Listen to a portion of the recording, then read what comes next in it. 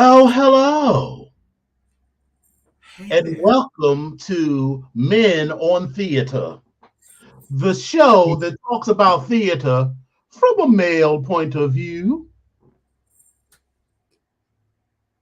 Hi, everyone. I'm one of your hosts. My name is Blaine Edwards, And I'm and Antoine Merriweather. and we are here doing men and men again.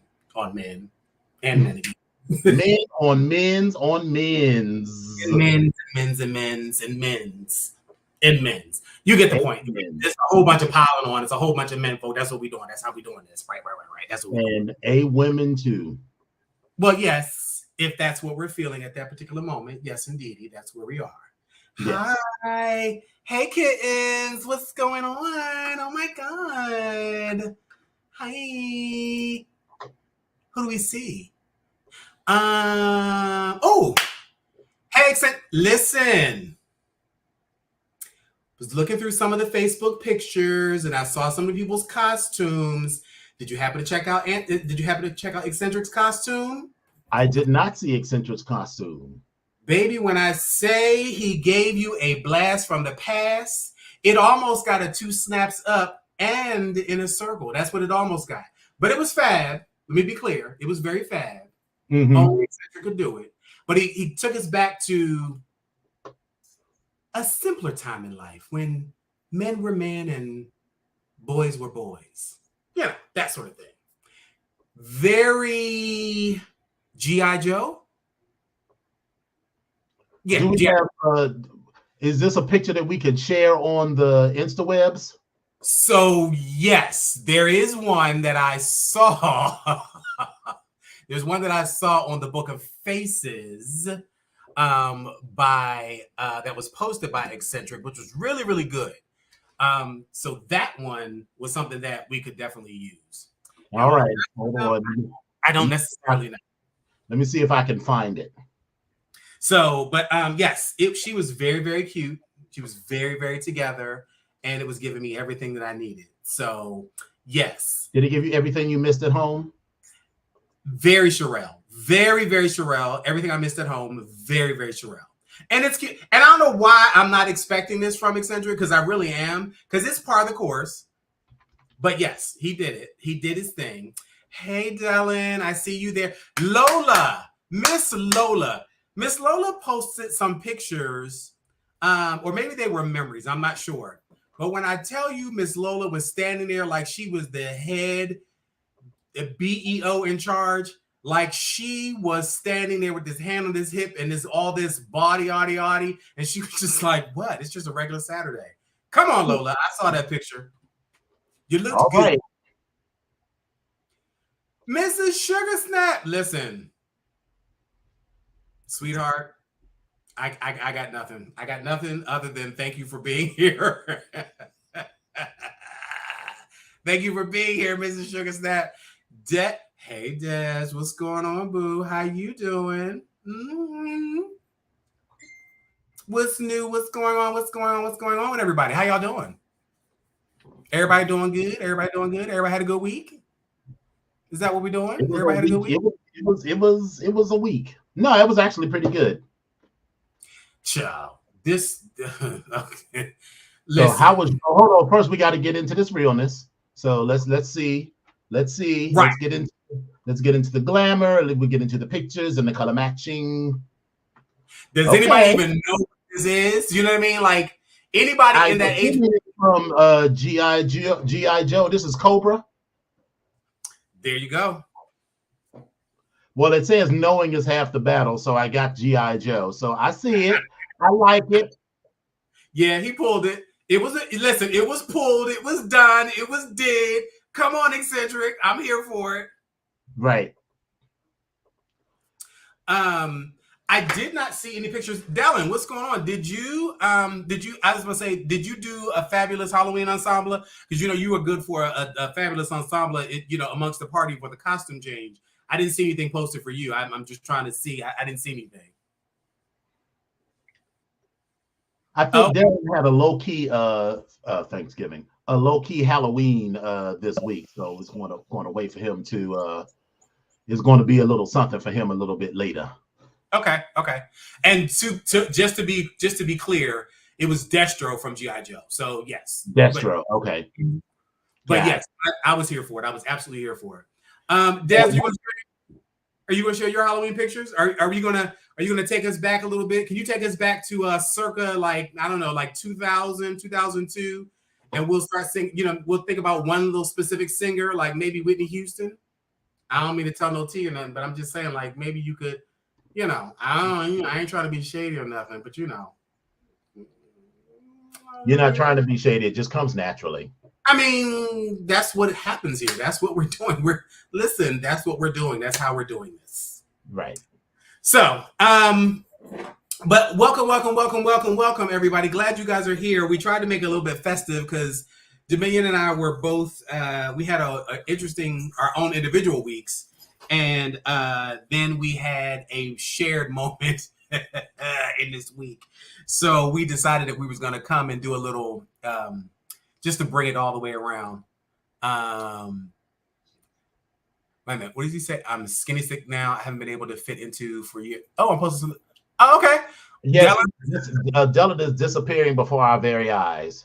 Listen, Dellin, as long as you are happy and you are feeling good, then I'm here for it. I'm gonna cheer you all the way on. Hallelujah. Yeah. So, but anyway, so I'm gonna just jump into my week. So my week was interesting. It's listen, the Black Degree Factory is doing a lot lately and really making me question my own existence. And it's at the point where every day myself and my Grace, we actually sit down and we kind of have a powwow about what's going on, what we can do differently, how we can do stuff, like just do different type of stuff. And that's how it started out. But then it became gripe sessions. So like we would all get together like every single day after work for like maybe an hour or two, just to gripe, get ourselves together, and then we good. So once we do that, then we are pretty good. But today's session was brought to you by the letters REGISTRATION at the Black Degree Factory. And when I tell you, when they sent those little emails out to the peoples to say, hey, you can't participate in this because you have a balance. Baby, everybody and their grandmama is trying to come to our office and see us now, even though you'd have been here since August, started in July sometime, and now we in the month of November. What are they registering for? Spring. Oh, gotcha. Spring. But the problem is they can't register if they have a balance. So what are they doing? They're coming to our office and be like, I have a hold on my account. You have a hold on your account because you have a balance. Oh, I was wondering if you can lift it. I can't lift it, baby. That's not a function of what I can do. They're going around the corner to the other office. That's what you can do.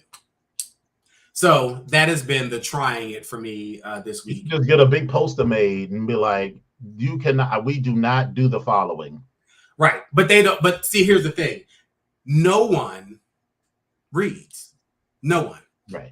No one reads. Not even at the Black Degree Factory. No, they don't read. Now, there's a lot of reading that's going on, but no one reads. Right. And listen, I get it. But sometimes when it's standing right in front of you, or if after you pose your question, the answer is still the same, we can't do, we don't do, we ain't going to do, it's not able, it's not a part of our function, it doesn't seem to sink in, it doesn't seem to make sense. Like the fact that you come in and you say, I have a balance on my account, I don't understand why. girl, you got a balance, honey. You know how Okay, much tuition was, you know how much your financial aid was, or your scholarships or whatever. What you thought the balance just magically went away? listen. But the problem is when they say that I don't understand. What do you mean you don't understand? Baby, you can add, you can do the basic math, right? This is not. This is listen. Your Right. positives, This your ain't trigonometry. This is carry to one. yeah, this is your positives and your negatives. So you know if you start off at a deficit because you don't have anything to pay for it, you can make that deficit smaller by every time you add something to it. But what is still there is still a balance. Right. Once you get to zero, Mm-hmm. zero, zero is a placeholder or that integer or whatever you want to call it, whatever it is, that's where you need to be at. Then we can talk. Right. Other than that, don't come see me. But that's where we are. And then on top of that, we had a conference, so we had four of my staff members out. So I've been working my tail off, and I'm a little tired. And Mm-hmm. it's gotten to the point now where I've been so busy, I literally had to schedule a meeting for Friday at 4:30. Child, these girls love these 4 o'clock meetings. I told one of the women that I work with, so I was like, yeah, just find out some time on my schedule. And I'm thinking, I'm looking at my schedule, bitch. My schedule was wide open this morning. Why this whole schedule a meeting for 4 o'clock this afternoon? And I got somebody else to schedule some shit for 4:30 in the afternoon on Friday. And I was like, yeah, I probably won't be at that. But the one thing that I'm gonna let it slide for them is because they're in LA. So 4:30 for them is only 1:30, and they just might not have considered that for the East Coast. So I feel like, but I Child, looked at the subject and I was like, girl, this don't pertain to me, so I'm not coming to that either. child, the person that scheduled that damn interview, I mean that damn meeting for tomorrow is not a time. It's not a time zone over. They are the next office over. Really? That's what Oh, we're doing. girl, fuck that. You could just come and say hello. That's what we're doing. But Tell me okay. whatever And then you want. it's also interesting because they're going to be working from home, and I'm like, oh, okay, well that's great. So listen, I don't care. Listen, I'm still doing all this other stuff that's in the office. We still got people coming in, and of course, people come in at the last fucking minute. Our doors close at 5, but they want to come in at 4:57. I just have one question. One question is never one question. Well, do you Right. know? No, I don't. Well, why is it? I don't. You said you had one question. I just gave you the answer to that question. We don't know. What are you talking about? But anyway, enough of that. That was how my week was. My fur baby was giving me the blues. She's running around here doing God knows what with God knows who, in her mind. Because by the time I come home, I feel like I've walked into a you know what? Let me not even say I walk into a danger zone or a war zone. But she's just so active. She's so young, and I can't wait till she gets a little bit older. Just running around is getting on my nerves. But other than that, it was good. We also went to on what was that Saturday? Went Saturday. to went to go check out the Wiz. We'll talk about that in a couple of minutes Yes. or at some point. But that was my week. That was how it was, and I had a good time with that. How was your week? My week was mostly low key. Work was regular work stuff. People got on my nerves uh, with the usual bullshit. I'm just a very organized person, especially at work, and I can't deal with foolishness and fuckery, especially when it comes to like spreadsheets and stuff and records. We gotta figure out plans for like the whole team for where their time is going to go. And people just like, oh, just give them X number of hours. I was like, yeah, but that's going to put us over. Oh, we'll deal with that later. Say, no, no, no, no, no.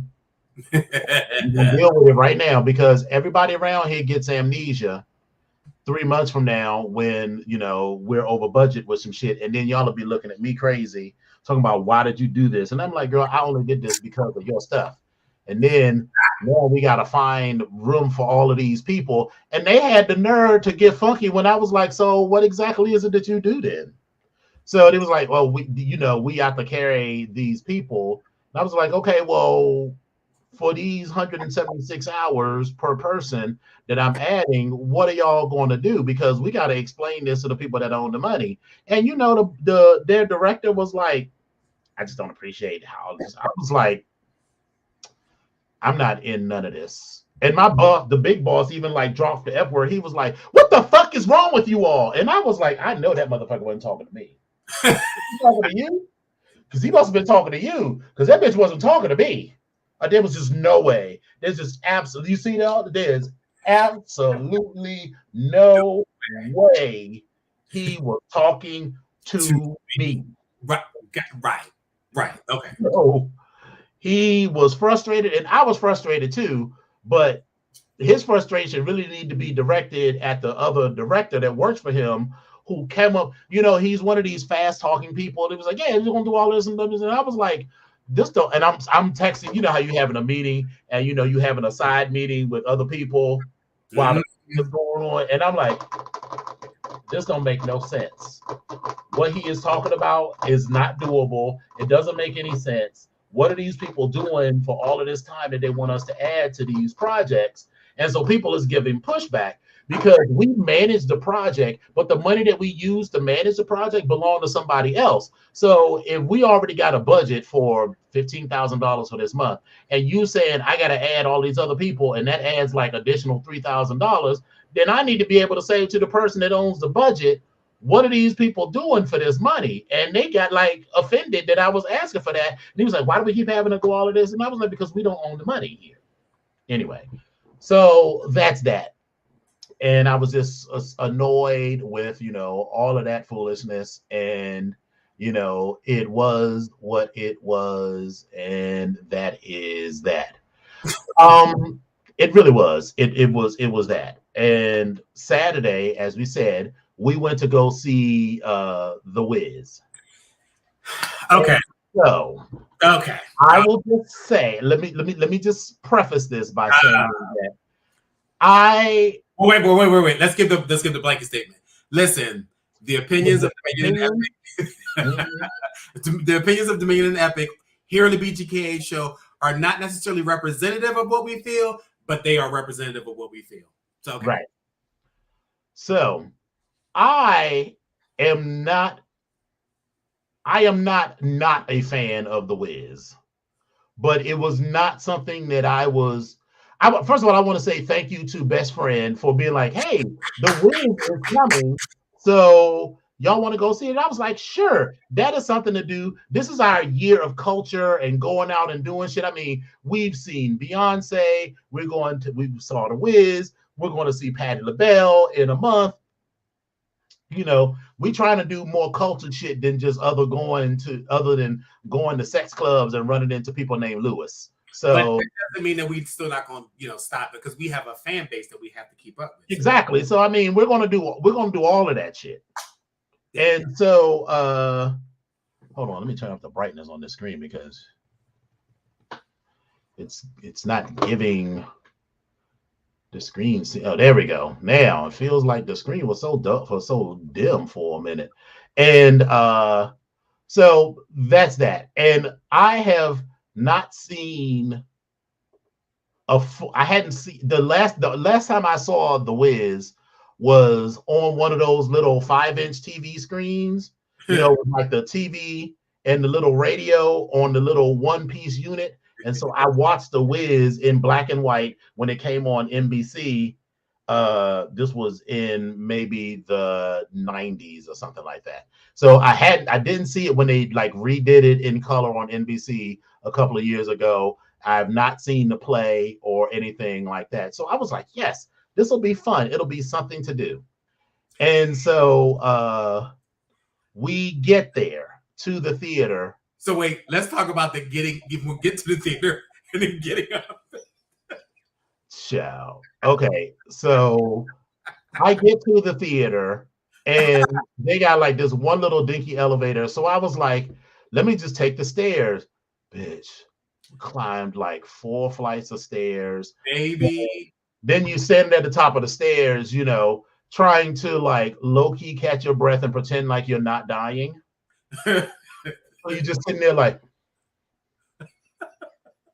you trying to listen, you standing trying to take it all in. You're like, oh, I'm at the National Theater. This is lovely. Like, this is lovely. And somebody comes up to you and start talking to you, be like, yes. Yeah. Yep. Yeah. Yes. Mm-hmm. Mm-hmm. That's what we gonna do. For me, And so we get there, and so we're sitting at the top, which is a fine place to sit. And listen, we had I was talking to somebody else. They had they wanted to get tickets for the show, and they were saying the tickets were like $160 something dollars. And listen, again, this is about just being there, being in the place. Like, we already know what the damn story is. We done seen it 172 times. We can quote lines from it and everything else. But again, we want to go and support, and we want to also try to, just right. It's black people. We want to go see it and everything. And yeah, so we get there, and as you come, like, baby, these seats were like a sheer drop off of a vertical cliff. they, Them bitches we were in an upper balcony level, and these stairs, it was no like gentle rise and no, going down like in the no, movie theater. Bitch, this was a steep drop to the yeah, point where there was a guy who totally freaked out and just like froze on the stairs. And one of the people that was in his group, because there was like all sort of walking, and everybody looked at the stairs and was like, wow, these shits are steep. And then they sort of like kept walking on down. This motherfucker saw this how steep the stairs was, and that hole just froze. listen, they say stairs supposed to have a rise and a run. Baby, there was no run. It was just all rise. Exactly. It was like going up a damn ladder. That's how steep they were. And then it was so steep that you're at the top and you're looking down, and it's almost like you're seeing like, okay, but you're almost getting like vertigo, and you kind of get a little Yes, like, that was how steep the stairs were. that's how steep they were. And then if you fall, God bless you, because you're going to fall down to the lowest seat on that level. And then probably go over the fucking side. Yeah, but you can go over the side. So it's like, bitch, this ain't gonna work. Like, how we gonna do this? How this gonna work? Baby, So going down the stairs, I had no shame in holding on to that handle strong, or that railing strong, as I was going down. So then we get to our seats, and all I will say, the National Theater is about 100 and some years old, and people were clearly smaller 100 years ago. Because even for like skinny people, them seats was just like close together and not a lot of leg room. In fact, I've sprained my toe. Like, literally, my toe has been fucked up since Saturday from sitting with my toes like this, because there was no room for your feet to just be out and flat. So my feet, I'm sitting like with my feet up the whole fucking time. So like my foot, I'm not joking when I'm telling you, I sprained my big toe. I am sorry to hear that you sprained your big toe. I really am. It doesn't feel like it. You and my boss keep making fun of my big toe. Every time I'm on the lines, he was like, oh, you got 9 other toes. And I was just like, oh, this is the sympathy. No. What I was getting ready to say was, I said, well, bitch, you should have been comfortable because you had on your comfy blue. There was the comfy shoes, right? Those are the comfy ones that you like. Yeah, but it wasn't that's really helps your heel. But if your toes, like, I basically was like on point for 3 hours sitting there in this thing, because it just was not comfortable, and there was no way to stretch out because I'm sitting between 2 broad-shouldered babes, sitting between you and best friend. Listen, I don't have broad shoulders. I may have a big back, but I don't have broad shoulders. My shoulders are slit. Broad shoulders and big back go together. Okay, well, so it was at least, I'll put it this way, it was at least 2.5 big backs in that row. Oh, I hate them. But so the show. All right. The show. Please describe the show from your perspective. Okay, so all right. So The Wiz. So first of all, I never saw the play The Wiz. I always saw the movie. I've seen bits and pieces and excerpts from the original stage play with Stephanie Mills and what's his name, Ted, because he was in the movie too. Ted, the guy who plays the lion or whatever, Ted Williams, I think it is. I think his name. Yeah, that guy. Yeah. But whatever. But anyway, but how it started off to me was just very. At first, I was like, "That's it." It was almost like somebody just stuck a milk carton in the middle of the stage, and they just put some grape. The Kansas scene was very well. It was short for one, and I mean it's a play. No one really gives a shit about what happens in Kansas, It was so very short. it was very short, and the scenery was simple. It was very That yeah, what do we call existential? It was almost existentialist.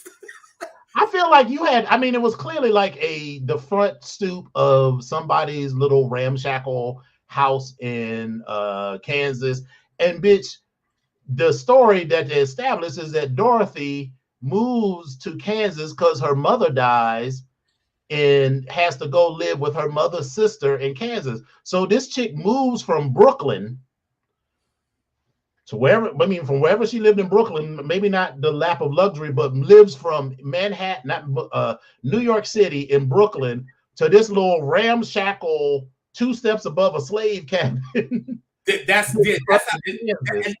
how it felt. Like it felt like it was just so. And I get it for staging purposes, yeah. But baby, it was like okay. So I thought the young lady did a good job who played Dorothy. I thought she was good. She gave you, and I'm saying good as in acceptable. She reminds me, like she reminded me of the precocious young child who can sing, and so you always know that she's gonna do like a number in the school play or whenever there's a talent show, but she seems like she would be a little annoying in person. Possibly.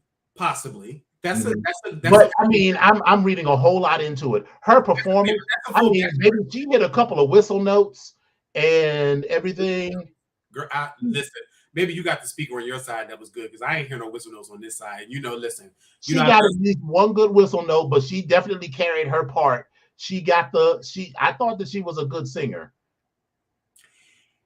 So, listen, as a diehard Shantae Moore fan, and you start talking about whistle notes, I'm like, baby, if you can't carry it like Miss Shantae, okay, she hit one. I mean, I'm not saying that she carried the whole thing with it, but I mean, I guess it hit the bare minimum of what was actually a whistle note per se. But okay, all right. I mean, it was all right. It was okay. It was all right. But I mean, but the thing is, and we were talking about this then, much like Dreamgirls, there are some songs that are so iconic and the way people have sang them that it's just hard for you to go through and follow it and make a mark. And then everybody wants to make it their own. Everybody wants to say like, well, they really sang that song and they did this part. So it's kind of hard when you start singing some of these iconic songs. And you start thinking about the Wiz and all the songs. A lot of these songs are definitely iconic, especially the show closer, which is Home. So it's like I was whelmed by her version of Home. That's what I mean. Like it was like it just kind of. She had a couple of moments where it was like, it was all right. It was all right. And, I also, if you've watched The Wizard of Oz, depending on your interpretation, basically Dorothy got knocked out during the tornado and had a fever dream where all of the people in her neighborhood, from the evil old lady on the bike to her aunt and uncle to the field hands, like her aunt and uncle obviously was like the good witch, the evil woman that rode the bike was the wicked witch. The field hands was like the scarecrow, the Tin Man, and the cowardly lion. But they just dashed over all of that. All these people just sort of showed up. So if you didn't know any of that background, you would have had no way to connect that the people that she meets in Oz are the people that are actually in her life. And the whole point of the play, the movie and the play, is that you have the tools inside of you to succeed wherever you are. That's the whole thing. You always had the power in you to go home because you make home wherever you are. Right. So all of that. But yeah, I mean, it was fine. My biggest issue was that, so I was just sitting there like, we listen. That was I was feeling like the bougie. So like I was feeling like the bougie aunt when everybody decides, okay, we're all, after Thanksgiving, we're all gonna want to go see a movie. And the bougie aunt is like, oh, let's go see this cool black film. And it's about, the plight of starving people in Africa, or it's like a remake of, some like high art concept piece, and everybody else is like, or we could go see the last Medea film. Because I felt like, baby, the so spirit. I've never seen a Medea play in person, but I've seen plenty of the tapes of Medea play, and I've seen a couple of the movies. But what I have seen is, those of you all remember back in the day, the Shelley Garrett plays, Beauty Shop 1 and 2, Your Arms Too Short to Box with God, all of these kinds of plays that are written for Black audiences, and the comedy is so broadly drawn, and the metaphors just are designed to hit you over the fucking head. And I was just sitting there, so like something would happen, and like the audience, and like me, and I think you, and I think best friend, we would be like, ha ha ha, that's it. That's all I gave you was whereas the audience is like, ha, you gone, girl. And niggas was talking back to the screen, to the play and shit. And so I was just sitting there like, this is so ghetto. It was a lot, and it was so funny because to me, all three of us were all sitting in a row. Like when the shit would happen, like everybody else would be like, clap, clap, clap, and we're all like. At one point, we were both like, yeah, like me and Epic was just like, that was a cute number. Now, I will tell you, the dude that played Cowardly Lion, he turned Be a Lion. He turned that out to me. So that's one of my favorite songs. Yeah, I heard you over there. I was like, is this bitch singing along? I was like, yeah, like, go ahead. Let me tell, ladies and gentlemen, and other friends, let me tell you how into Be a Lion was. It was so moving to watch a good friend just like really get into it, and like you could feel how he was resonating with the song. And so I was like resonating with you. So like your positive energy over that was rubbing off on me. So I'm being 100% honest with you. I was 100% feeling Be a Lion, and I was also getting into reaction to Be a Lion.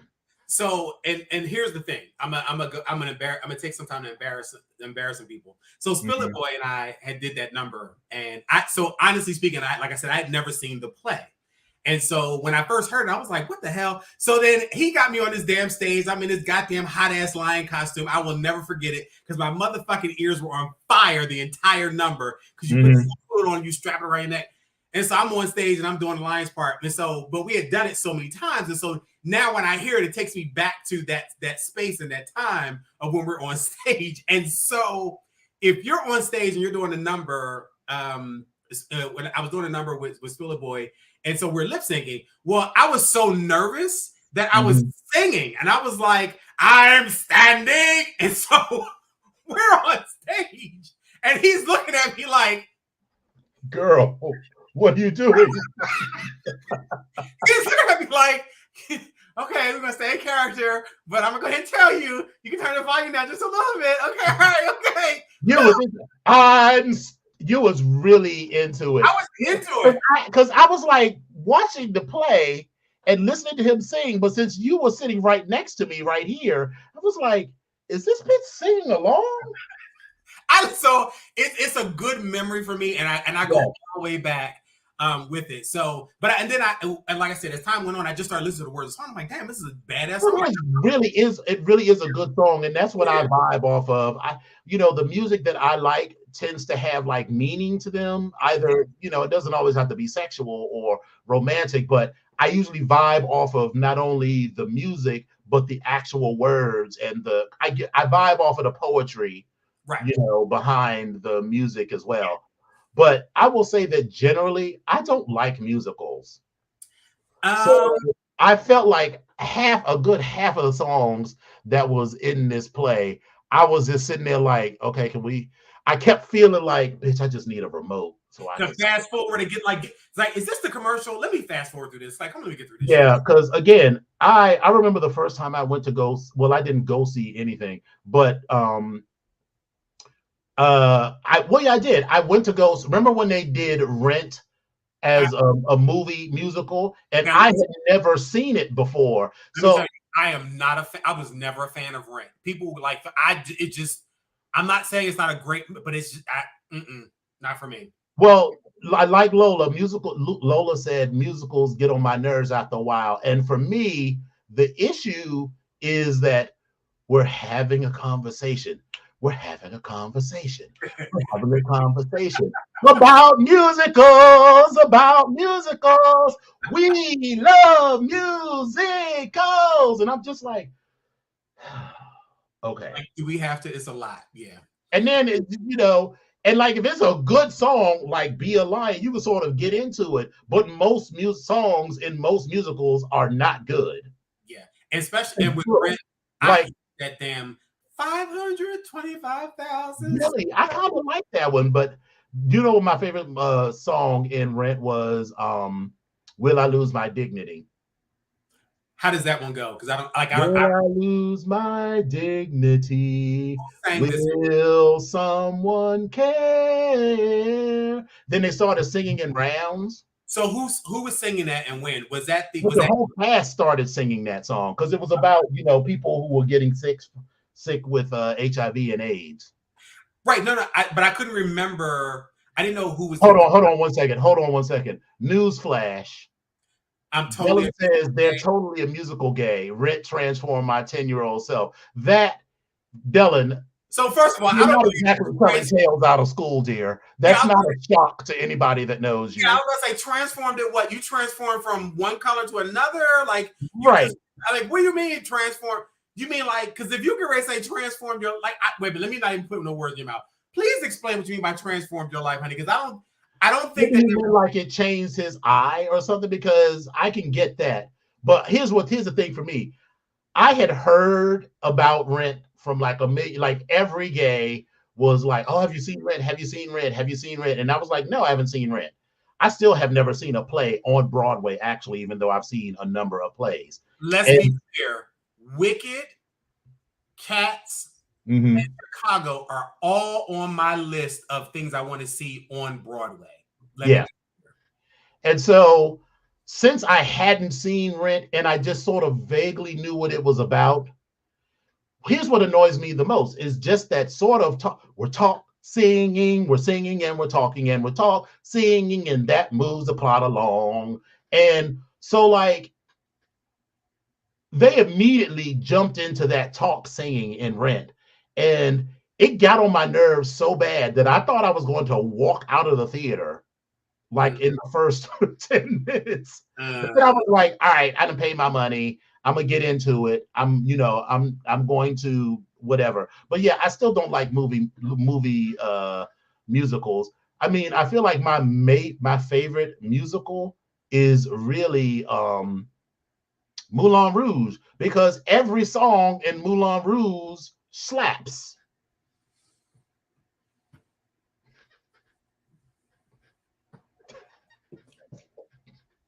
You know, for me, Moulin Rouge, I fucking love Moulin Rouge so much. Listen, all I will say is the movie, horrible to me. Moulin Rouge? I did not like the movie. I did not like and even The Greatest Show on Earth. I had no interest in seeing that, but yeah. Let me tell you. But what I enjoy, and the types of movies and music and plays that I enjoy have a lot to do with dancing. So I would say that from the beginning. So which is probably why I love Chicago so much. Which is probably why I love like just seeing old. Is that your cat in the background? No, that's my motherfucking neighbor, and they're outside in the motherfucking hallway. I was like, what is that shrieking? That's my motherfucking neighbor and one of their little kids, and they're outside in the hallway. And I try to turn a blind eye because this wall on one side of my house is the other. It's a wall in my living room, and it's also the wall in part of my bedroom. And so I can hear that person, that little kid, playing and using their Tonka toy truck up and down the motherfucking wall when they just ride bitch up and down the wall. Just like I can see them when they taking a little basketball and they're bouncing on the motherfucking wall. Just like I can see. That's a no for me. That's a been like that would be a call to that would be like a. And if it don't get resolved, there is a talk to the front office. So I have knocked on the door twice. Mm-hmm. The first time, everything shut down. The second time, the mom answered. She's like, "Oh my God, I'm so sorry. This is my kid." I'm sorry. Okay, fine. Since then, I was like, I haven't said not one word because I know what's gonna happen. You know, I'm gonna pop all the fucking way off, and I'm gonna recount every motherfucking time I heard this little baby, and I'm not gonna call her a little bitch, but every time I heard this little baby cry, whether it was 9 o'clock at night or 9 o'clock in the morning, and even my fucking upstairs neighbor who decides they want to have a motherfucking marathon, like they're doing a 30-minute workout above my fucking head. I haven't knocked on their door yet, but I'm great. That's next. But I digress. I'm gonna down a little bit because I'm trying. Listen, I understand. I put myself in this particular situation, right, baby. Dylan mentioned the Book of Mormon, which I saw at the Kennedy Center, and I like the Book of Mormon too because just those two guys. They're also the guys who do South Park. They write really good songs, so their songs I thought were pretty good. So I liked the Book of Mormon, and of course Chicago was cute too. And that's so for me. But again, that's for me. That's always been my thing. It's just dance. Anything with dancing, it always catches my attention, which is why I loved some of the old black and white musicals. And so you talk about Gene Kelly and Fred Astaire, which is why I love Michael and Janet Jackson. You know what I mean? Because they dance. Like that's what I love about them because they move. Sammy Davis Jr. was a fucking amazing dancer. The two brothers, the Nicholas and what's the name? I thought they were the Nicholas brothers. The Nicholas brothers. Yes, I'm sorry, I can't think of the first name. But they their dancing was amazing to me. And so if I can see dancing and I can get into the dancing part, baby, you got me. I'm all in. So a chorus line, all that type of stuff. The fucking play was horrible, but when they started, it was the idea of the dance, and when they finally started doing it, even though it was just bop bop bop. But when those little individual introductions, and she does like the little tits and ass, and his legs kick, I'm all in. I'm all in for that. So that's my thing. I will tell you a modern musical, and I know this won't put any toot in your horn, but Star Trek. What the name is the new show? There's a musical of Star Trek? Yes, girl. They did whatever the new show is.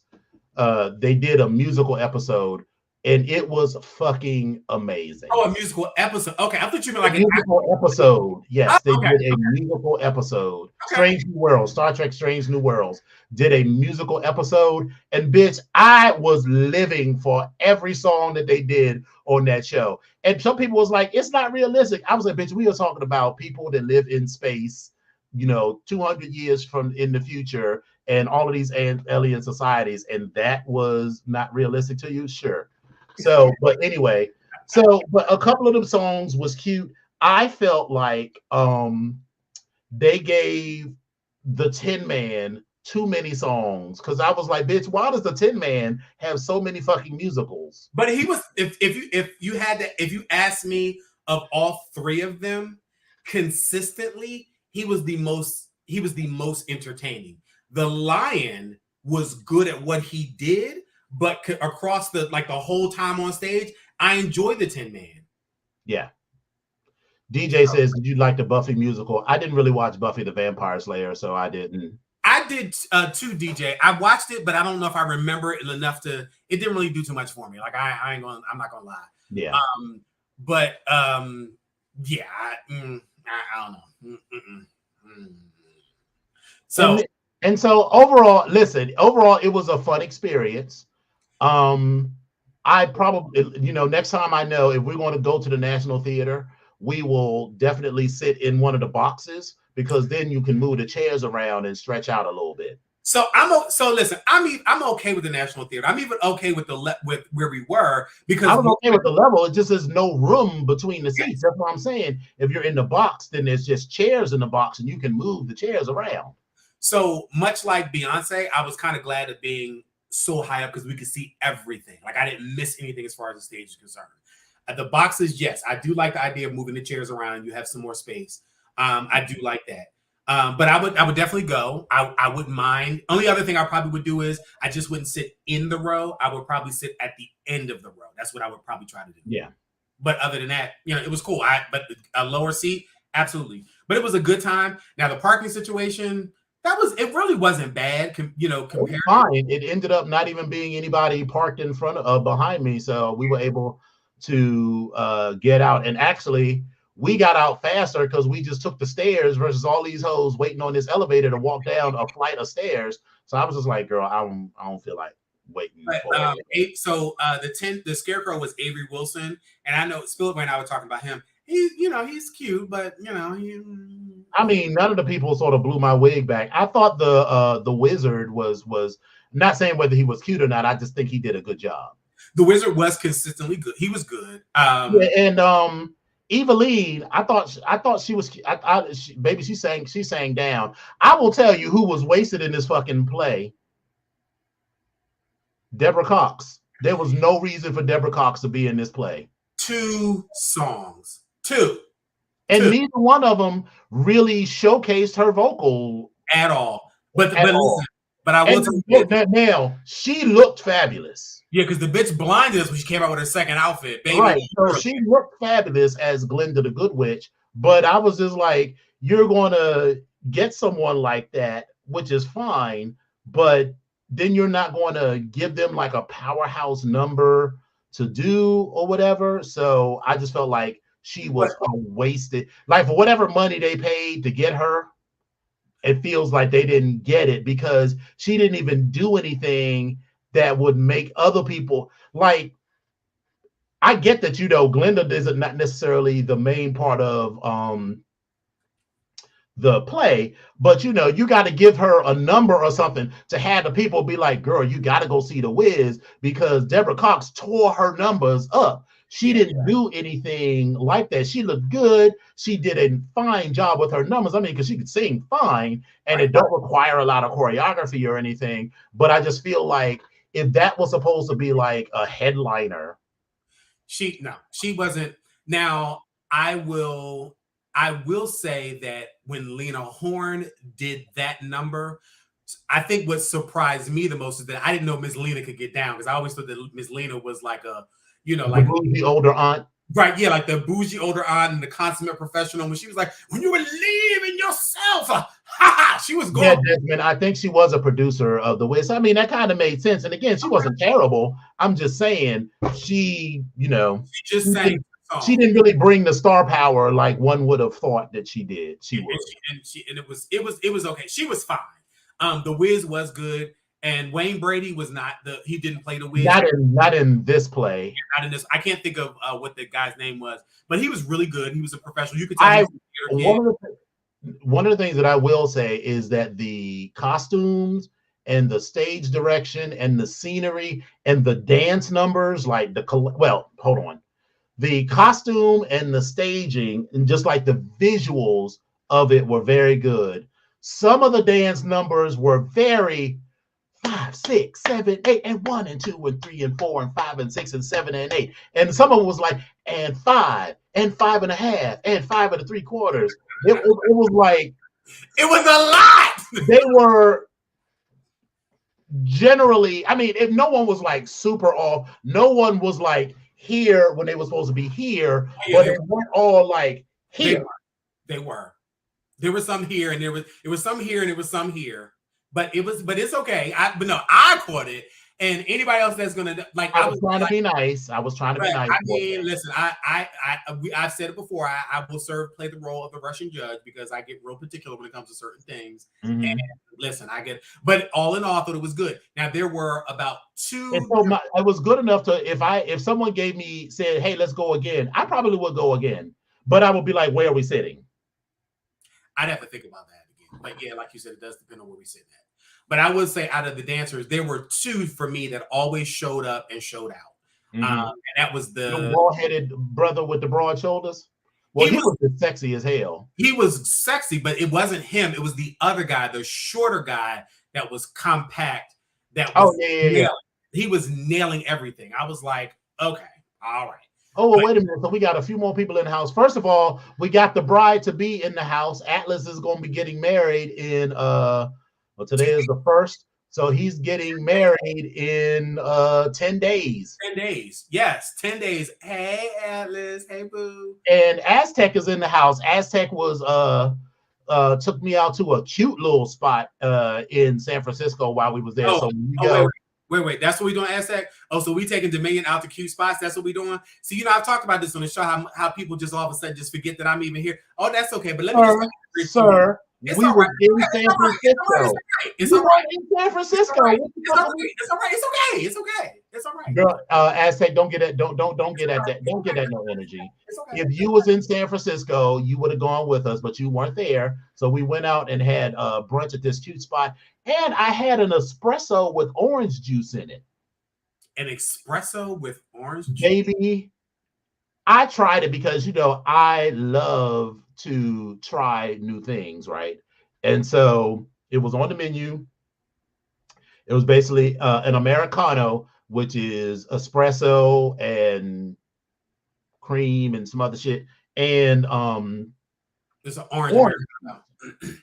And so I was like, well, you know, obviously it might have been terrible. It could have been terrible. But I was like, it's on the menu. It's something fun to try or whatever. And it was really good. So it feels like something that I might try again. But yeah, so we had lunch or brunch that day before I gave my disastrous bondage demo that didn't go over as I had hoped. So, but anyway, so that was that. Yeah, I wouldn't. So any updates on that? Have you chatted? Are you all like, is everything? I still need to chat. Okay. All right. Okay. Well, we'll talk about that. So got a few TikToks. Let's jump on into the tickety talks. Oh, and FYI, I do love candy corn, and I am fucking up this candy corn, just so y'all perfect. I don't care for candy corn, but I don't hate it. So, hey, best friend, we was just talking about our experience. We were just talking about our experience at the Wiz, and so yeah. You got jokes, you got jokes. Oh, okay, you got jokes. I got you. And best friend, I just discovered, because I have asked best friend like 3 times now if he wanted to go see Patti LaBelle with us, and he was like, no, like Patti LaBelle like that. And I stopped in the middle of the street and had a gay moment for a moment. But you know what? Like I said to you before, when I was younger, I hated Patti LaBelle. I hated her. I hated all that extra shit that she did, all that. Now, this was how I knew I was a homosexual from a young age, even if I didn't claim it, because I used to go in for Patti LaBelle. Baby, listen, this is how I knew I was a homosexual from a young age. When I got my first color television for Christmas. Mm-hmm. I turned the TV on at like 3:30 in the morning because of course I woke up early and I'm downstairs and everything. I turned the TV on. Bitch, guess what was on? Real Sex. Motherfucking West Side Story. Baby. I want to live in America. Baby. America. In America. For a small fee in America. And my mom had this footstool that was an orange fur covered like mushroom, and I used to jump and dive over that fucking thing like I want to be in America. So I am diving over this mushroom at like 3, 4, 5 o'clock in the morning while I was on, and when it went off, I was like, whew. I was like, okay, I don't want to open nothing else. I just want to open the TV, and that was it. So that's how I knew I was gay. I knew that very early, and I was in, I would say second, third grade, somewhere around that time. Mm-hmm. Yeah, around that time. Mm-hmm. But anyway, let's jump into TikToks. The person you are right now is the person you would have felt safe with as a kid. I didn't need that today. I didn't.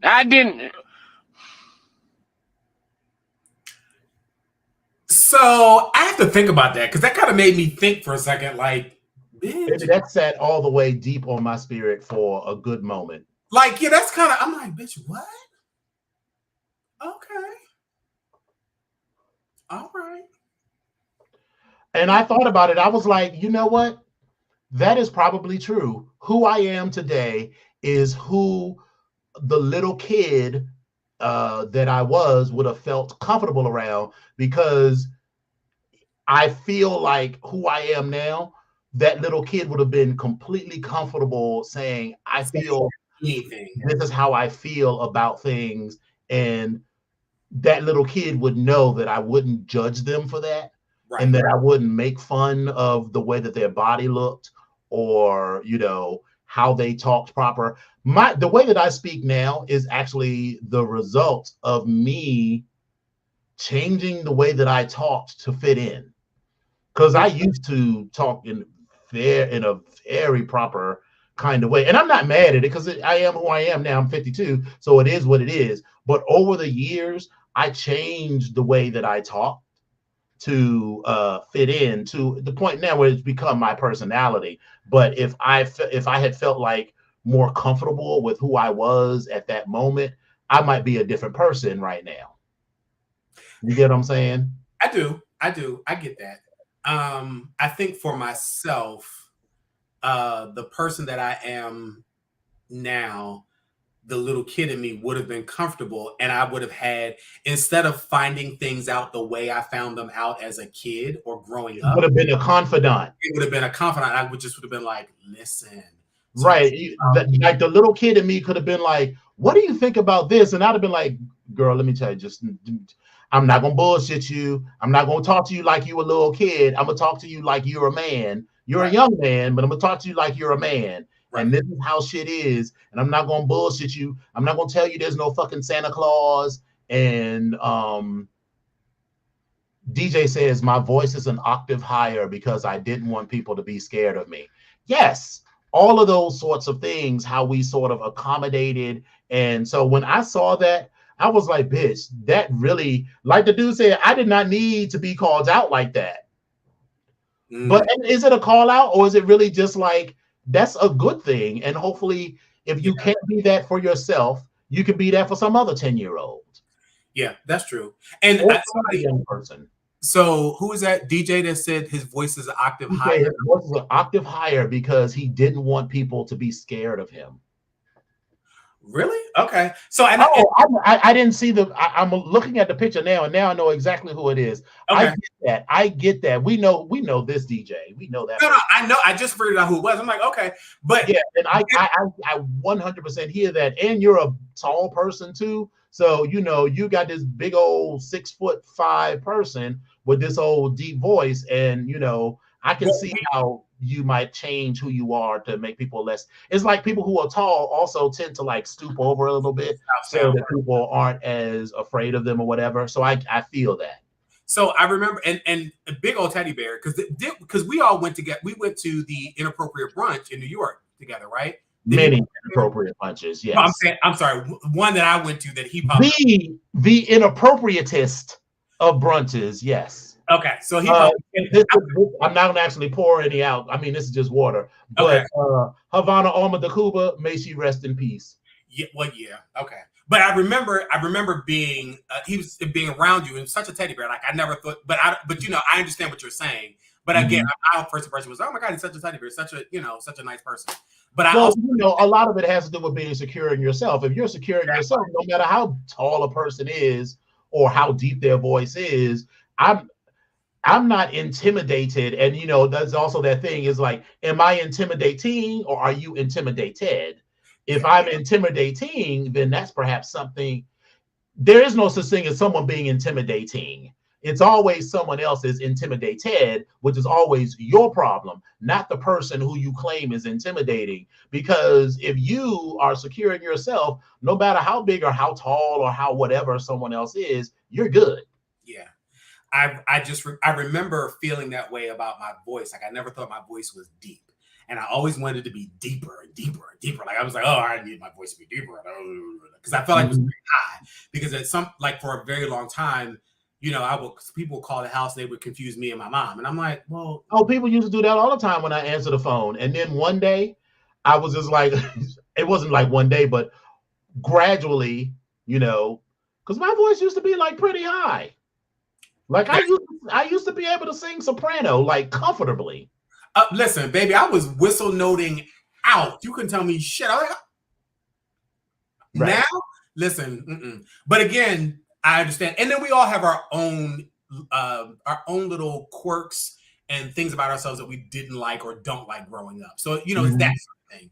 And so with me, it's like, oh, maybe I don't know about everybody else, but with me, it was always like a weight thing. It was like, I need to be skinnier, or I need to be fatter. Not necessarily fatter, but I'm just saying, like, I need to be. I never needed to be fatter. I always needed to be skinnier. Like, I always had to do something different. And then, you know, it was like the constant 360 degrees of being reminded that I was not a small size. So it was started at home with my mom when we started talking about clothes. And how I remember when I got my first pair of Jordache jeans, and my mom was like, I had to cut half of the damn jeans off. And then I go to the tailor, and the tailor was like, these are men's jeans. Then I go around my cousins, and then it was like, hey, fat ass. And then I would go around my friends, and it'd be like, oh my God, your ass is so big. Then I'd be like, wait a minute, bitch. Now I don't know what the fuck you think you. So then that's when it started like, okay, now hold up, bitch. Now listen, you're not going to run your mouth. But then we got into a couple fights about that. But then that went into somebody else saying, well, damn. Like, I mean, do you have to be so like rough all the time? And I was like, I'm not even a rough kid. Like, I'm not. So then it was like all that kind of just made it kind of be one big cyclical mess. And so I was in a spinning for a very long time about a lot of things. But, you know, I'm glad that I am who I am now, and I definitely would have been a benefit to my younger self and any other 10-year-old kid. But now in 2023, I do not, even with my godsons, if I even detected or thought that either one of them would even, let's just say, be gay, I don't know if I would have tried my best to be there for them, but the problem for me would have been with their parents, as I was trying to explain, like, listen, people get goofy about that and be like, well, did you do something? Like, no, like, that's just who they are, and you know, that sort of thing. So it's like, but then you also don't want to tell that person, because I've had friends that have asked me stuff like, well, what about this person? This is my cousin, this is my little, do you know about that? And I'm like, that's their business. All homosexuals don't know one another. I don't know anything about your fucking cousin. But then you'd be like, oh, but I know that bitch. But I didn't know them. But bitch, listen, let me tell you, bitch, I know you. Right. Game recognized game, and he was looking real familiar.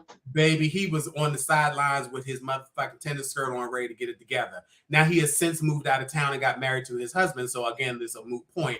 But again, my whole point is that's not my business. I don't want to get in the middle. And people get really iffy about that. I mean, my mom did, and just other people do. So that sort of thing I wouldn't have wanted to do. I would have felt privileged to share that with somebody, but I definitely wouldn't want to be the person to start it off, if that makes sense. Right. So, but anyway, that enough of that. So next, let's get into these rules. Ciao.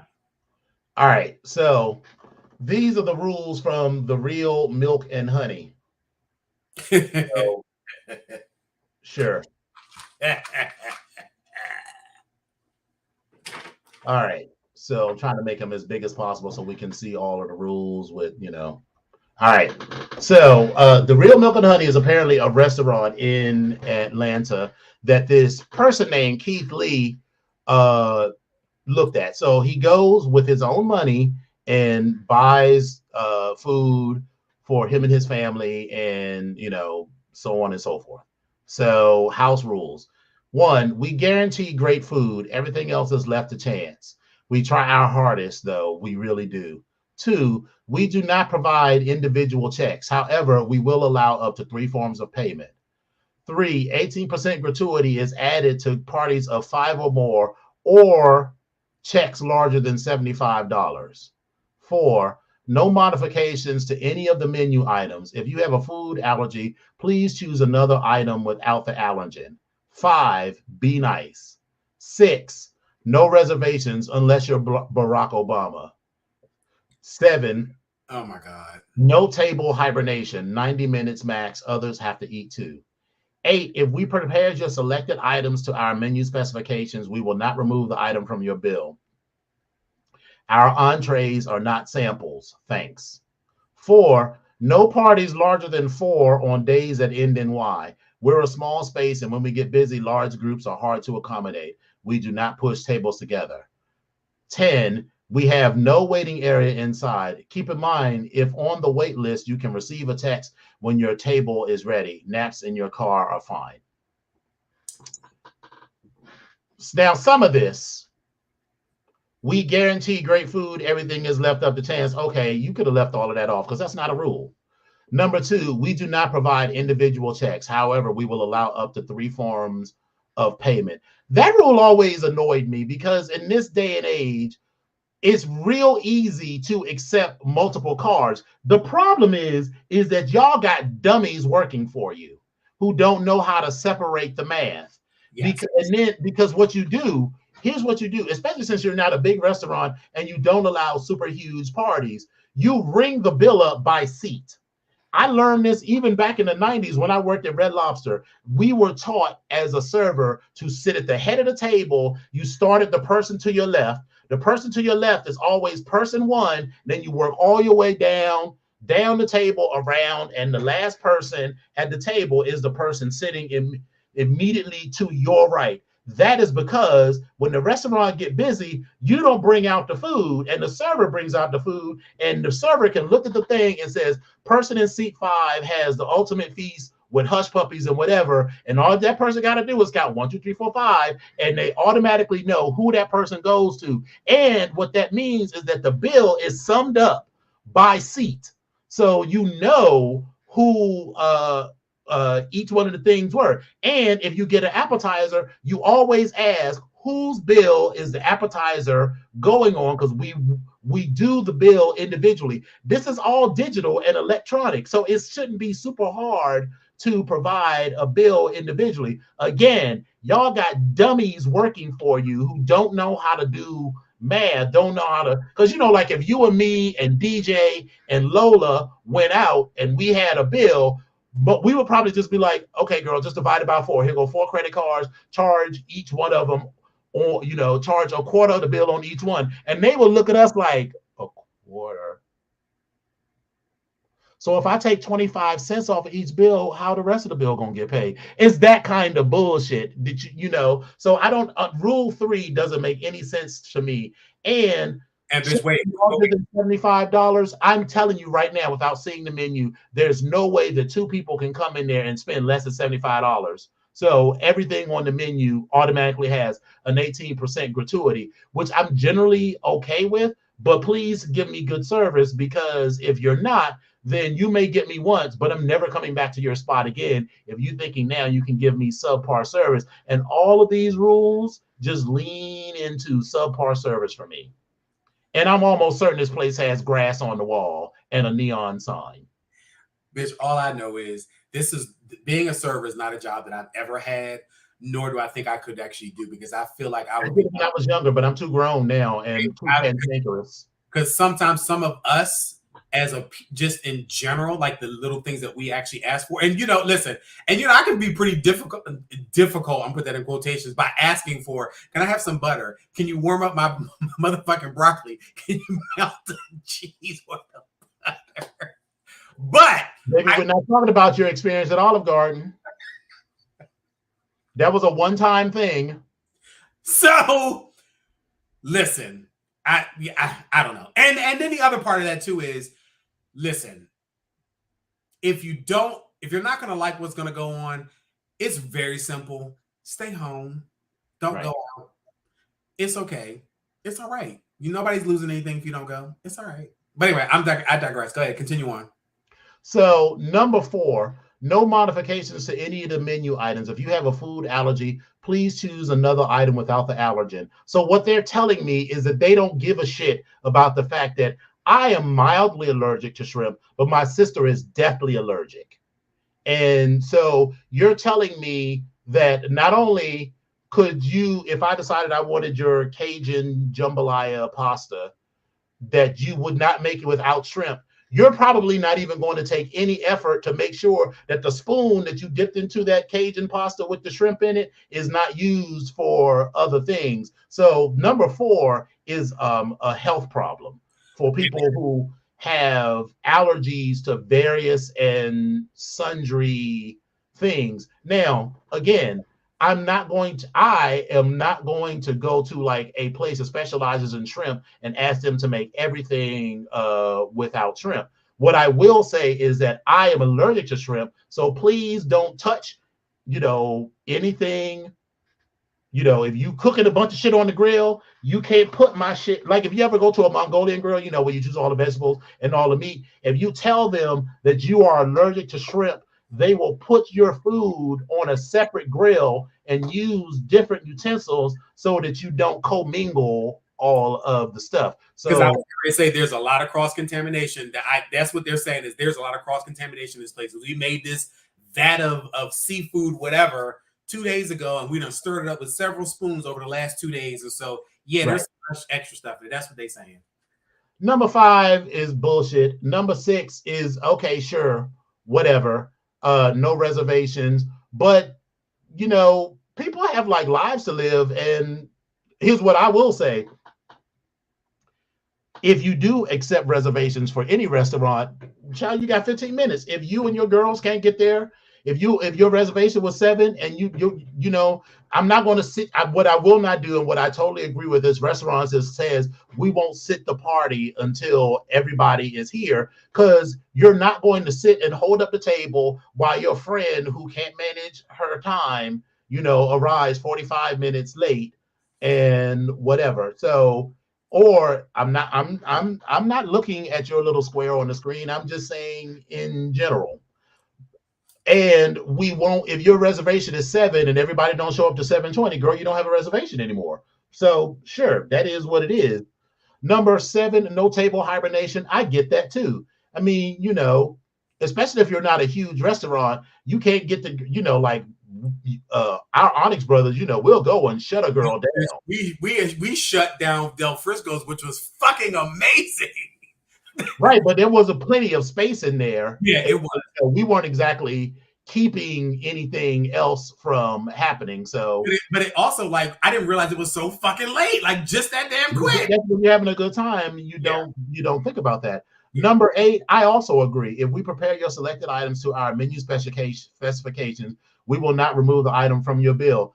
They need to be very clear on what they're cooking, and just because you decide that you don't like the way it tastes, because to me, there's a difference between not liking the way something tastes and it being prepared wrong. That is correct. That is absolutely correct. I will give you the simplest example. I used to work for Bob's Big Boy, Shoney's, Bob's Big Boy, all of them is the same restaurant. And I cannot tell you how many people will come into Bob's Big Boy and order a country fried steak and then look at us crazy when we bring out this, steak that's been battered and deep fried and covered in gravy. And then they're like, I thought I was getting a steak. And I was like, bitch, it clearly says on the menu, battered and deep fried. And so I'm not taking that off of the menu because you can't read. So yeah, so if we prepare to our menu specifications, and if you say you want your shit medium and we bring it out medium, I'm not going to take it off the menu because you really meant well done. That's why I say I want a hint of pink, and you tell me what a hint of pink means in your restaurant. In some restaurants, that's medium. In some restaurants, that's medium well. And so I'm going to leave it to you like that. And usually, unless the shit is just raw, I'm going to eat it anyway, especially if it's a good steak. Baby, when they overcooked my steak at Del Frisco's, that was the best overcooked steak you ever had. Bitch, I fucked that damn steak up. Oh, and then number 9 is a contradiction of number 3. It says no parties larger than 4 on days that end in Y. But number 3 says we add an 18% gratuity to parties of 5 or more. So how that work? Well, it just feels like this whole thing is it's not. I think they think it was like tongue in cheek and funny, but it just really reads like I would see these rules and I have no desire to ever go to Milk and Honey, only because it's like a million restaurant named Milk and Honey. So, or do you think that the kids have gone into this place and have tried every single thing on this menu? Oh, like of course, reaction to people trying things, but you can deal with those things. Some of these things I think are totally appropriate. Some of these things you just need to have rules for, like when people ask for individual checks. If the customer's always right and you want to make it easy for people to eat out, it's easy to manage your point of sale system so that the bills automatically come organized by seat. So it's no question, and it's none of this, oh, well, I only had the this, the this, the this, and this, and the this. We know if you only had this, and this, because you're seat number 3, and that's what seat number 3 had. Yeah. So that's real simple. So this feels like you need to modify yourself to eat at their restaurant versus them providing a service to you, which means that they should go, if not out of their way, they should at least try to accommodate you. Milk and Honey is not on my list of places I'll be going to, but I just didn't appreciate the way that this whole conversation was said. Yeah. So I'm gonna let this little quick video play and then let you what you think of it. At the end of the day, Ronnie, I am a man who's gay. You like niggas, get that through your head. So wait a minute. Run that back again. At the end of the day, Ronnie, I am a man who's gay. You like niggas, get that through your head. Okay, I had to read the caption at the top. Okay, what were your thoughts? I mean, he said let's wear matching pajamas. All I got. I didn't appreciate. I mean, the black person was the one who said you like niggas, it's okay. But I'm all, whenever I see these black and white couples, and it just feels off to me that, they're using the N-word so freely around one another. But like it's saying to me that when they fuck, the white dude calls the black dude nigga, and the black dude.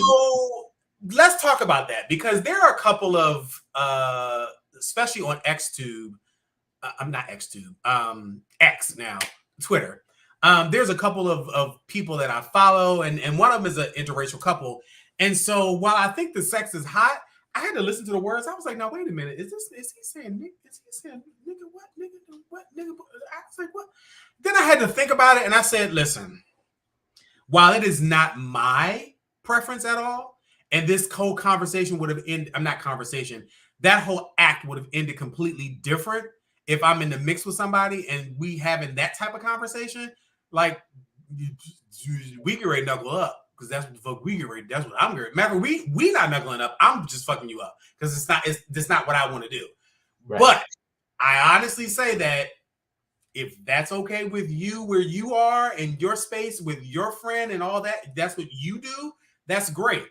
But do know that just because you accept that, I don't have to accept that, because right. That's not. And when the shit goes south, or y'all start arguing and he started calling you nigga for real, realize you opened the door to this shit, because the first time he said it, I mean, you ain't gotta punch a bitch the first time he say it, but you need to correct him or her and be like, yeah, this is not how you won't.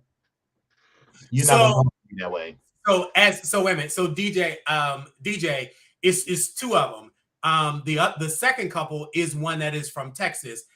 That couple, I've stopped paying attention to them because I don't like their politics. The ranch. I don't like their politics. I don't like some of this shit. You have to pull me together on this, because I don't know who y'all are talking about. I'll show you. But I don't like their politics. I don't like the shit that they say, and especially the shorter one. I don't particularly care for some of the shit that you say, especially talking about the community. I don't like that. So I was like, we're not doing that. But the other couple that I'm talking about is literally just I think they're just on OnlyFans, but I always get clips and snippets on X, and I've gotten some other stuff like in a couple other groups that I'm in. But yes, very anti-trans, anti-feminine, anything, drag, just an asshole for just being mean and nasty for no fucking apparent reason. Now, I will give you the benefit of the doubt. I don't know what your experiences are in life. I don't know anything that's happened to you. Maybe you have some PTSD for some reason. I don't know. But just the shit that comes out your mouth. At first, I was like, this is a hot couple. Then I was like, you're an asshole. I was like, nothing about you is exciting. And your sex seems kind of boring. But that's just, yeah. All right, Nick. Hello, and welcome back.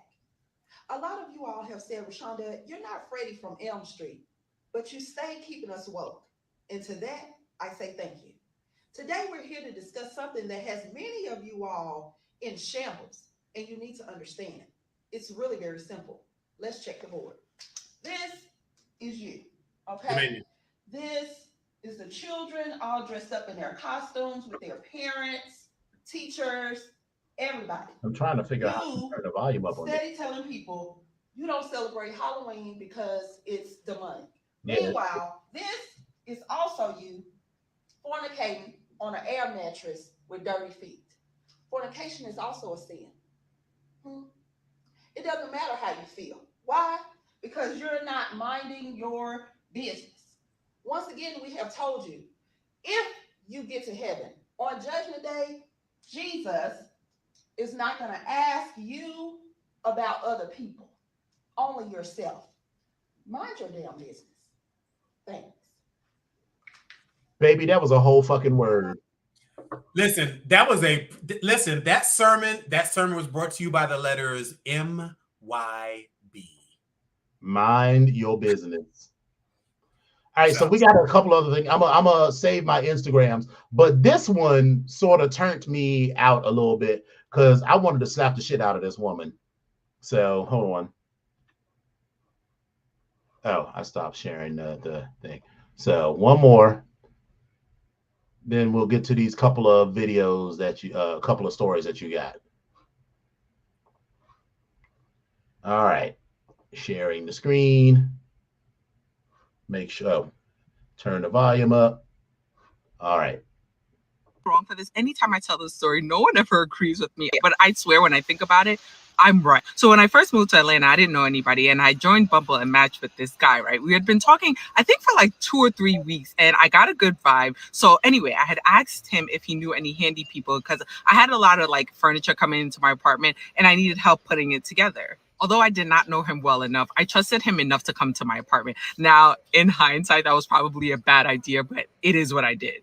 So before he came to my apartment, I had a conversation with him about payment because I didn't want for him to come and I didn't like him. And then he felt like he got. So we talked about payment and I told him I'd give him a certain amount for him putting together like 2 pieces of furniture. Well, he put together a bed and a desk. So I don't remember exactly how much we agreed on, but I did say I was going to sell him the money. So when he came over like early the Saturday morning, and he ended up like starting right away. He was definitely somebody that I could see myself talking to on the long haul. So it was cool. Like he was we were getting to know each other. We were talking about family. We were talking about life, all this kind of stuff. So around lunchtime, I ordered us something to eat. And as we were eating, we were like really talking, right? It was good. So when he was done, he kind of like chilled for like another couple of hours just to like rest. And we were really vibing. And he was like, I would really like to see you again. And I was like, cool. So when he's ready to go, we go outside and he gives me a hug. And then he was like, okay, so I'm going to text you my Zelle information so you can send the payment. And I'm like, okay. In the moment, I was just a little shocked, but I didn't like let it on. I was just like, okay, just text it to me. So the next day I sent the Zelle payment and I was just like, oh, thank you for coming over. I really appreciate it. And then I didn't say anything else. And he was texting me and I did not respond. And he wasn't used to that because obviously we had been like texting all day long, you know, talking throughout the day. It was good at that time. But then I just decided that the fact of him asking me for money after like we had a good day, and I do understand that we agreed upon it, but I just thought it would be different since we were going to start dating. So finally he asked me like, what's up? And I was just like, honestly, I know we decided that I would pay you for that, but I really thought it was tacky that you actually asked me for the money afterwards and you took it. So I did end up cutting it off and we didn't talk again. But when I told my cousin about it, she was like, you guys agreed on it. Like, I don't understand what the problem was. And honestly, like, if I'm gonna date you and you put together some furniture for me, you're gonna charge me? I don't know. Like, what do you guys think? Is this a real issue? What? Okay. Listen, I will also say, as someone that has not dated a woman for a very long time, and you know what? This is not about men or women. I mean, about male, female, men or women. This is about, I guess, an indecisive person, or this is more so about a how would I best describe her? Do I want to say self-centered? Maybe. Yes. Self-centered, egotistical type of thing. Maybe self-centered, egotistical. I know where you're going. Let's just say self-centered. I just feel like because like a lot of people have weird dating expectations that are rooted in patriarchy and other stuff, and so. But then the thing for me is. So if y'all had agreed on all this stuff and you said you were going to pay him because you brought this up and you said you wanted to pay him and you were going to send him this money. Okay. All right. That's what you said. All right. But during the conversation or during the day and the conversation, if this shifted, when did it shift for you that you were going to be dating, and when did the dating start? And then did he know that?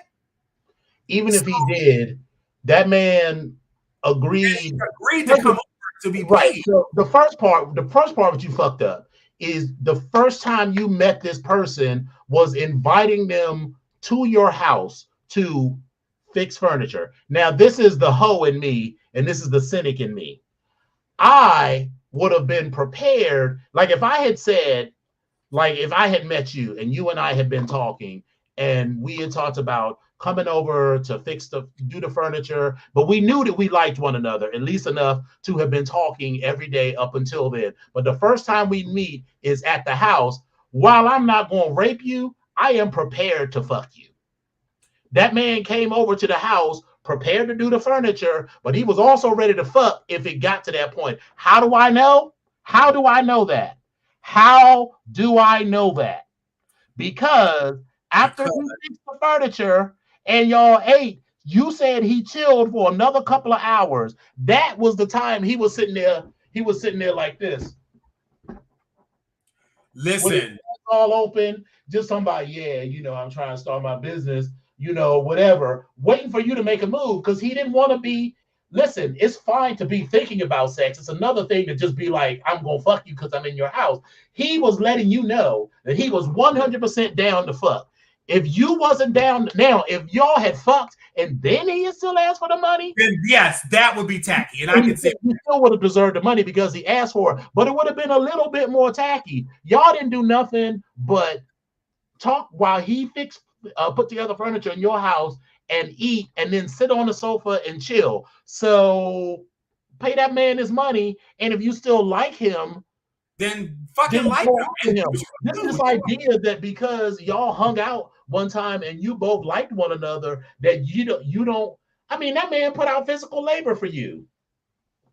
Listen, and if DJ, go ahead. She sounds like somebody else that I know, and like a number of people that I know that would have been like, yeah, why did he ask for money? And I was like, listen, just say you don't have no money, and just like you thought that you was just going to get somebody to come over your house, lift all this shit, put all this confusing ass IKEA furniture together, and then just be happy with your company. But listen, I'm gonna go ahead and use this time to spotlight my Grace. Grace will have these type of conversations with me, or has had these type of conversations about some of the men folk, And she was like, well, I mean, I just need somebody to come out and do this, that, other, fix that, blah, blah, blah, blah, blah. And I'm like, okay, well, girl, I mean, if that's what you want, are you having this conversation? You talk, well, we talk about it. I just make the assumption that you, and I was like, okay. No, girl, you never make no assumptions.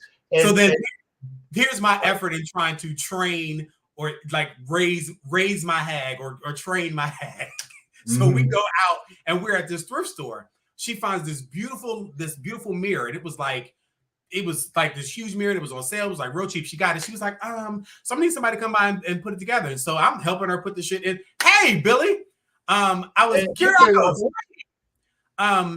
So I'm with her trying to like get the mirror in the car. So she's like, so are you gonna come the mirror up? And I was like, absolutely not. She was like, well, why? I was like, because A, I don't want to, and B, this ain't my thing. And C, if you really want somebody to put this up, girl, let's get you somebody. Let's go on Fiverr or some. Matter of fact, we can go outside the door. There's a couple of men out here that will be willing. I don't want them to come by. Why can't you just come by? I done told you. Girl, this is your house and you are grown. You are grown. And so that mirror then became the thing of our, like the bane of our conversations future.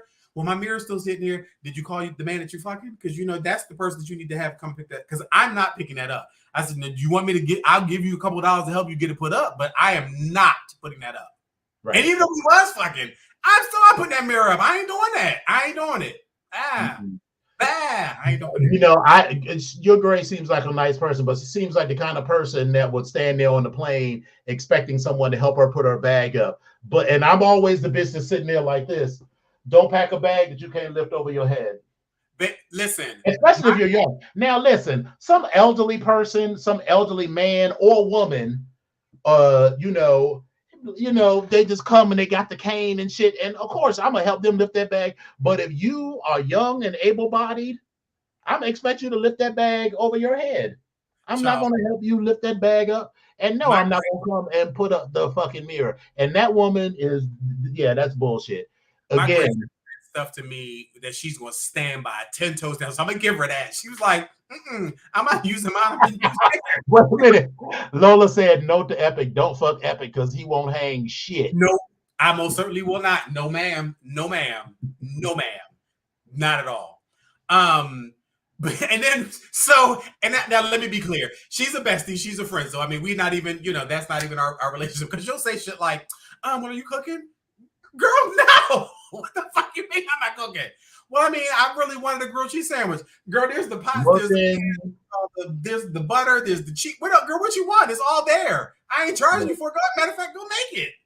But enough of that. So Billy said he was late. He just said the Wiz was great except for the big names. Yeah, Billy, I think we are on the same page with that. Yeah. That'll sounds like it's gonna be another conversation, Billy, because that was it checked the box. We saw it, and that's it. That's what I'm gonna say. So that's where I'm at. But if you enjoyed it, great. So that's all that matters. Do you want to get into these stories, or are we good for tonight? We can. I mean, listen. I have some stories. Well, listen. Let me just talk about this one. Listen. Have you all seen lately the newest viral sensation? It is actually Flavor Flav. Now, we know Flav knows how to put on a performance, but nobody expected him to be at a basketball event singing the Star Spangled Banner, especially not at an NBA game. Well, the Milwaukee Bucks invited Flavor Flav to sing the national anthem at Sunday night's game against the Atlanta Hawks. Now, he came out there sporting his oversized, blinged out clock and chain, and he was doing what he does. He had his little jersey on, and this 64-year-old artist gave his performance. But listen, here's the thing. He isn't concerned with naysayers telling Yahoo Entertainment that performing the iconic tune had been a long dream. He said, I consider this one thing that I knocked off my bucket list. He said, once it was said and done, I said to myself, you finally did something that you always wanted to do, and you did a great job accomplishing it. Listen, now Flav, whose real name is William Jonathan Drayton, which I never knew, he says that he was proud of himself because he didn't get none of the words wrong, and he sang every word right. And he said fans and critics alike can now watch his performance online. So if you want to see it, you can definitely go and check it out. But he also has some advice for all the dreamers. He says, as long as you keep trying, somewhere along the line, you will be guaranteed to succeed. But if you give up trying, then it's definitely going to be a guaranteed failure. He says, I kept trying and trying until I finally succeeded, and it worked. So to everybody that has dreams, all they have to do is just keep following their dreams and listen to their gut. And I guarantee you that all of it will have them. Guarantee you all of that will have them ending up in the spot that they always wanted to be in. Child, I can't even read his writing. I read my own writing. But at this particular point, just basically follow your dreams. But Flavor Flav is now singing the national anthem, which I would have never, ever No, and I mean, I just watched a little clip of it. I mean, he's no singer, not in the slightest. But I mean, lots of people have gone, and to his credit, Flav tried to sing what he could. He was not, whatever you believe about the national anthem and the flag, he was not trying to make a mockery of it. Like when Roseanne did it, you know, she was making a mockery of it, and he wasn't like Fergie, who just murdered the song.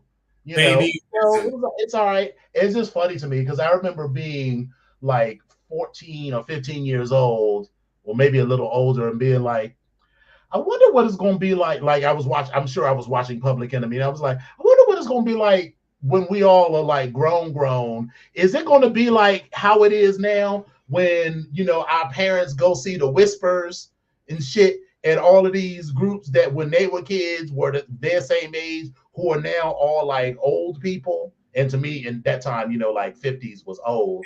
But now I'm like, yeah, these 64-year-old motherfuckers are still walking around with clock necklaces and shit. And I'm just like, are we going to see in like 40 years or 30 years, are we going to see Nicki Minaj walking around? All that silicone is migrated to her ankles. Don't get me started on that one. But okay, so we got some other stories about. So this is something that's been happening, that's been floating around on the interwebs lately. So Diddy has responded to rumors about him wanting to fight Will Smith after his wife Jada allegedly tried to make a move on Jennifer Lopez while they were dating in the early 2000s. So here it is. Picture it. So Monday night, the media mogul paid a visit to Jimmy Kimmel Live and spoke about a number of things, including a rumor that he wanted to put his hands on Will Smith. Now, according to Diddy, he had no words to say about him wanting to fight Smith as he looked at Kimmel dead in his eyes with no emotion, signaling that there was no truth to the allegations. He says, yo, this show has gotten crazier since the last time I've been here. He said, you really heard that? He was trying to figure out what's going on about the whole allegation. So Kimmel told Diddy that he saw the clip on the internet, but that the Bad Boy Records CEO said he didn't know what he was talking about. So now here's where the kerfluffle comes in at. Diddy's former bodyguard, Gene Deal, first told the alleged incident during his interview with the Art of Dialogue earlier this month.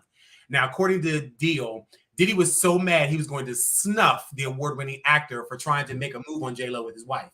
He said, we were at a birthday party that I think Matt Damon was giving for Ben Affleck. It was just a little gathering at the Four Seasons. Matt Damon, Ben Affleck, Jennifer Lopez, Puff, Will Smith, and Jada were all sitting on one side of the room. He said Puff stood up, and when he stood up, he walked in and did his arms a certain kind of way, like crossing them. He said, I go over towards him, and he said to me, yo, I think Will and Jada are trying to scoop up Jennifer. I want you to stay close because I'm going to snuff him. So Deal, his bodyguard, laughed at the situation as he felt Smith would probably beat the shit out of Diddy due to their size differences, but he did acknowledge that his former boss could actually fight. Now, all of this sounds messy and unnecessary and hard to prove, and now you're just trying to stir up shit, and I'm tired of all of these stunt queens. Listen, and that's right. Don't we have a stunt queens list? We put George Santos and Bob Melendez on there. I really do think that Will and Jada Smith. Do you think so? Do you really think it's Will and Jada, or is it just Jada? Yes, because they both put out books. So, you know, everybody keeps saying Jada put out this book. Will put out a book where he was telling all of his business in the public too. And if even half of what Jada says about their relationship is true, then Will's a stunt queen too. Because if you haven't been intimate with your wife or been calling her wife since 2016, why are you fighting people in public and losing your seat on the Academy? Because, you know, they took away his voting membership in the Motion Picture Academy Arts and Sciences to fight a dude for a woman that you don't even care for like that anymore. That just feels unnecessary and stunt queenish. Listen, no one is immune from the list. No one is immune. So they are a group entry. And then I heard something last week, which we're going to talk about next week, because we're not going to get to all these Instagram stories about how what's the oldest daughter's name? Willow wrote this letter to like a mutual friend saying that she prayed to Tupac in heaven to come back so that her mommy could finally be happy. And I was just like, that is so messy that your child knows that you were still pining for some other man. I just don't want to know about it. And I mean, I'm limited in my thing, so I'm not blaming Jada for having entanglements, because Jada don't have no more entanglements than anybody else. There's lots of people running around here with husbands that they're married to, and everybody's fucking on the side. My thing is that I just don't think we all need to know about it. And I used to say stuff like, if you know you're going to get married and you're going to step out, then why get married? Like, I used to say stuff like that, but then I also understand that as we get older, things change. Yeah, people get married for any number of reasons, but right. If that's what y'all want to do and that's a relationship that y'all need to have, everybody and their mama don't need to know about it. Right. That's a conversation between you and the person you're in a relationship with. And as long as y'all are okay, that's it. It ain't got to be public news. And that's the thing. When you're telling your truth, what are you trying to relieve yourself of? Are you saying, anyway, I feel like that's a conversation for another day, and I don't want to get too deep into it because, as I said, they're both stunt queens. Okay, so we had a story about the Las Vegas Aces. Exactly, DJ. Dear Will and Jada, please remove me from the group chat. That part. The Las Vegas Aces have been a vibe since defeating the New York Liberty 70-69 in Game 4 of the WNBA Finals to secure their second consecutive championship. Now, their celebration spilled over to the post-game news conference as Kelsey Plum continued her tradition of distracting Aja Wilson by blasting music through a speaker propped up on her shoulder. Now, the Finals MVP almost succumbed to the tunes, but not before sending an invitation to the Super Bowl of, what's that, 53? Is that what? Yeah, 53. No, 58. Halftime performer. 5. Yeah, okay. Yeah, Usher, who's in the midst of extended an invitation to the Super Bowl 58 halftime performer Usher, who's in the midst of a residency tour in Las Vegas. She said, "Usher, I saw you got your National Usher Day. We lit the parade as Monday," Wilson said, referring to the city proclaiming October 17th as Usher Raymond Day. So Wilson followed up by posting a written reminder on X. Now, Usher didn't make it out to the parade, but replied to the post with a video to the champs that ended with him extending his own invitation. He said, "Aja Wilson, I got your message. I see you. I hear you. Couldn't be at the parade, but I wanted to send this out to you to say congratulations. I wanted to invite you to come see the show. Come see me do it my way in Vegas." So Wilson immediately swooned at the response, but Sydney Colson is still looking for clarity on how many tickets the Grammy Award-winning crooner offered the Aces, and that's a teammate of hers. Now, according to Wilson, the veteran reserve guards' Game 4 contributions might not be enough for consideration. Usher didn't specify a date in his offer. Well, fast forward, the Aces made the most of their experience at the concert because he serenaded Aja Wilson at the Las Vegas concert that she attended. I'm sorry, Lord have mercy, I can't read today. The Aces made the most of their experience at the concert. Sydney Colson stole the show as they danced on stage, but the most memorable moment came when Usher serenaded Wilson with a special remix of his "There Goes My Baby" on the October 28th show. So shout out to Usher for listening to his fans and hearing his fans, and shout out to Aja Wilson for getting the person that she wanted to serenade her, and shout out to Sydney Colson for dancing on stage and making a mark. Y'all go ahead on, and congratulations to the Aces for winning the championship. So good for you all. Congratulations. Amen. Well, all right. That was a fun show. Yeah. Yes, indeed. I'm super excited. So let's get into this beautiful bean footage. Other people tuned in. So Kyriakos and Billy and JD and DJ, and I'm just happy. Okay, so let's get to bean footage. I'm sorry. I'm good. Stalling.